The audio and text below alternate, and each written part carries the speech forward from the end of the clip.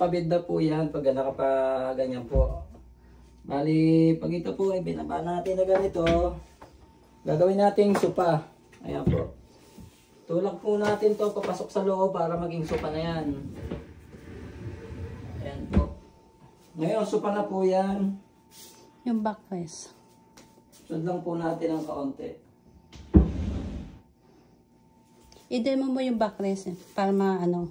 Yung na-fold siya. Ngayon, yung backrest naman po niya, may recliner. Ito na po yung backrest. Tulak lang po dito. Kaso madulas yung sahig eh. Ay, pipigilan ko, wait.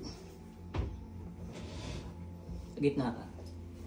Madulas po kasi sa head, kaya dumudulas siya. Ayan po. Pag tumulog na po na gano'n, ibig sabihin, okay na po, pwede lang ibaba.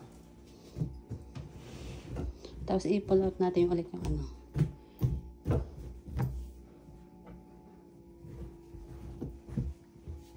Ayan po. Tapos, ibalik lang po natin. Huwag mo muna ibalik. Ayan natin to.